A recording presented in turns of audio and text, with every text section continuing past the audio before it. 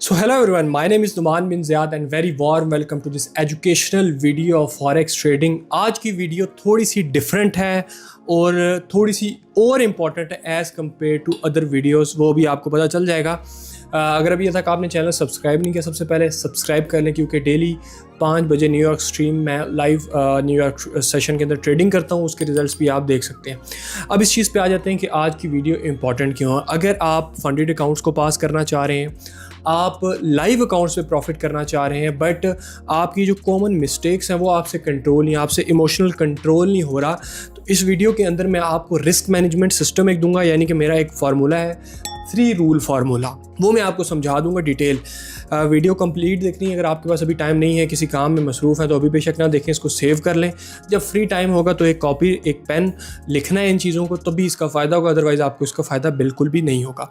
अब इस चीज़ पे आते हैं कि 3 रूल फार्मूला है क्या। इस वीडियो को मैं 3 पोर्शंस पे डिवाइड करूँगा और हर रूल का एक अलग से पोर्शन होगा, ठीक है।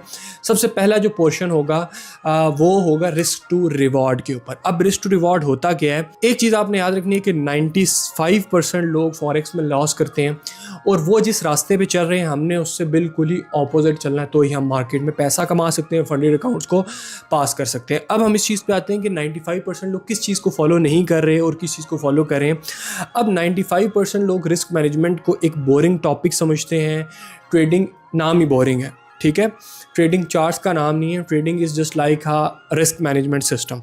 तो risk to reward risk management में one of the most important backbone का काम करता है। अब रिस्क टू रिवॉर्ड होता क्या है, रिस्क टू रिवॉर्ड में जो फर्स्ट आर होता है ये आपका स्टॉप लॉस होता है, और जो सेकंड आर होता है ये आपका टेक प्रॉफिट होता है, इतना आप सबको पता है। अब एक बुक है जिसकी मैंने सीरीज़ भी बनाई थी 39 हैबिट्स, उसका एक टेबल है जिसके अकॉर्डिंग अगर आपका रिस्क टू रिवॉर्ड 1:2 है, यानी कि आपका जब स्टॉप लॉस हिट होता है तो वो $10 का होता है, जब टारगेट हिट होता है $20 का। एग्जाम्पल दिया आपको। इसी तरीके से जब भी आपका लॉस हो वो आपका छोटा हो, लेकिन जब आपका टारगेट हो वो उसका डबल हो। This is called the risk to reward 1:2, ठीक है। तो उस बुक के अकॉर्डिंग अगर आपका रिस्क टू रिवॉर्ड 1:2 है तो आपको जस्ट चाहिए 33% विन रेट प्रॉफिटेबल होने के लिए। आप खुद अंदाज़ा लगाएं कि अगर आप तुक्का भी लगाएं 10 ट्रेड्स में, सारी 10 की 10 बाय कर लें, तो एट द एंड 1-2 ट्रेड्स तुक्के से ही आपकी ठीक हो जाएंगी। लेकिन इतना सीखने के बाद, नॉलेज के बाद, कम अज़ कम मिनिमम 4 ट्रेड्स मैं समझता हूँ कि ठीक होनी चाहिए अगर आप राइट ट्रैक पे चल रहे हैं। अगर 4 ट्रेड्स ठीक करना चाहते हैं तो उसके लिए मैंने मेंटोरशिप की वीडियोस बनाई हुई हैं, उसको भी जाके आप देख सकते हैं।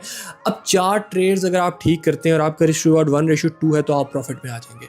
अब मैं आपको ये नहीं कह रहा कि आपने 10 की 10 ट्रेड ठीक करनी है, 10 में से 8 ठीक करनी है, 6 करनी है, जस्ट 10 में से 4 ट्रेड्स आपने ठीक करनी है, आप प्रॉफिट में आ जाएंगे। यानी कि रूल नंबर 1 जो है हमारा 3 रूल फार्मूला का रूल नंबर 1 जो है वो ये है कि आपकी हर ट्रेड 1:2 की होनी चाहिए। इससे कम की ट्रेड ना मैं करता हूँ और ना मैं आपको रिकमेंड करूँगा। कि अगर आप 3 रूल फार्मूला पे चल के प्रॉफिट बनाना चाहते हैं तो 1:2 की ट्रेड्स आपकी सारी होनी चाहिए।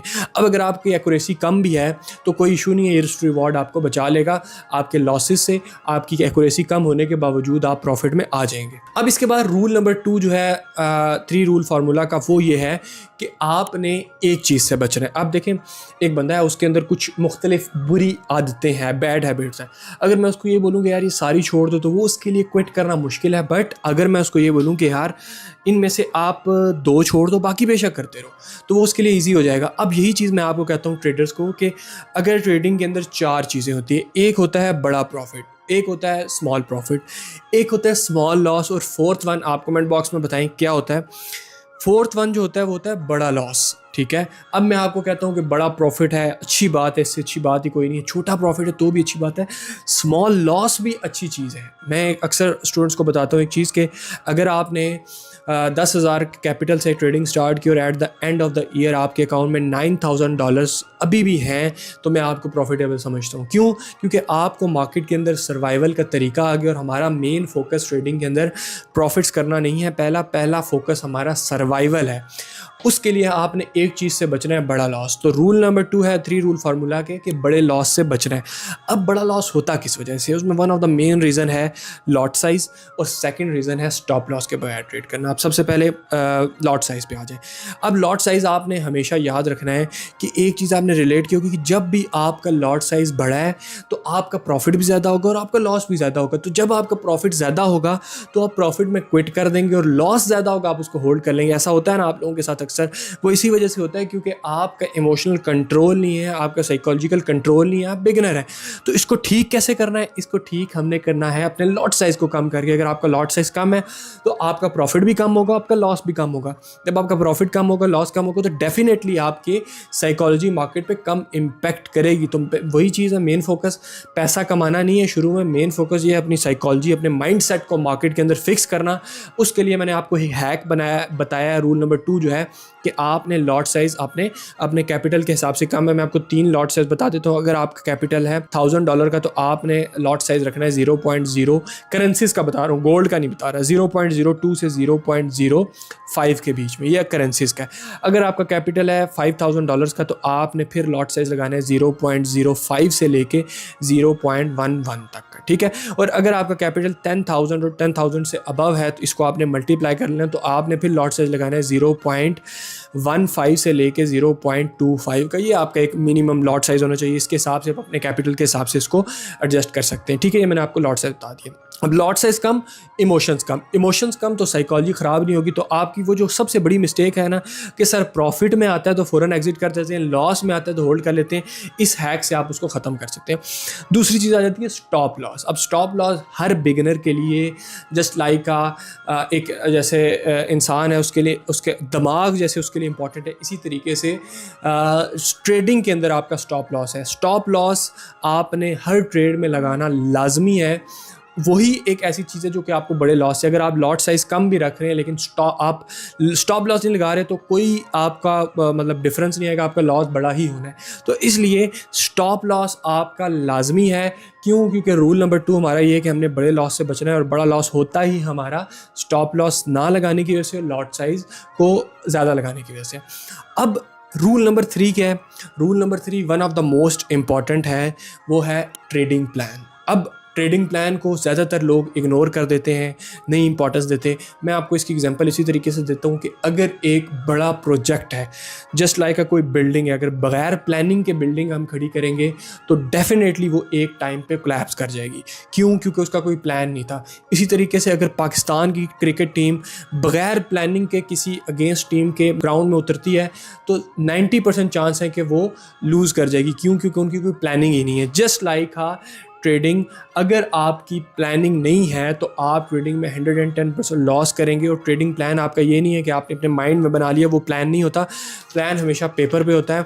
और प्लान में क्या क्या कंपोनेंट्स आपके होने चाहिए वो मैं आपको बताता हूँ। सबसे पहला आपका कंपोनेंट होना चाहिए एंट्री, आपका एंट्री पॉइंट। उसके बाद आपका स्टॉप लॉस कहाँ पर है, आपका टेक प्रॉफिट कहाँ पर है, इसके बाद आपका रिस्क टू रिवॉर्ड क्या है, और आपका लॉट साइज़ क्या है। ये वो पॉइंट्स हैं जो आपने ट्रेड एग्जीक्यूट से पहले लिखने हैं। इसके बाद जो आपका पॉइंट है वो है रीज़न, ठीक है। अब जैसे हमने साइकोलॉजिकल वो 39 हैबिट्स की जो बुक पढ़ी थी उसके अंदर एक लाइन थी कि आप अपने ओपिनियंस को ख़त्म कर सकते हैं ट्रेडिंग प्लान से, ठीक है। आप अपनी ईगो को ख़त्म कर सकते हैं लॉट साइज से। तो रीज़न आपके पास इंपॉर्टेंट होना चाहिए। अगर आपके पास रीज़न ही नहीं है तो वो आप तुक्का ट्रेडिंग करें। तो फोर्थ पॉइंट है रीज़न। अब इसको आपने कैसे इंप्लीमेंट करना है? सबसे पहले एंट्री में आपने प्राइस लिख देनी है, जो भी प्राइस है। स्टॉप लॉस में आपने एंट्री की स्टॉप लॉस लिख देना है, टेक प्रॉफिट में टेक प्रॉफिट। अब रिस्क टू रिवॉर्ड में आपने कैलकुलेट करना है कि क्या रिस्क टू रिवॉर्ड बन रहा है। अगर रिस्क टू रिवॉर्ड 1:1 या इससे कम बन रहा है तो ये आपका CEO है, ये साइन नहीं करेगा आपके एग्रीमेंट के ऊपर और आपकी ट्रेड एग्जीक्यूट नहीं होगी। अगर 1:2 का है देन आपने वो ट्रेड एग्जीक्यूट करनी है। और ट्रेड एग्जीक्यूट करने के बाद आपने वहाँ पर रीज़न लिख देना है कि यार अब ट्रेड करने का मेरा रीज़न क्या था।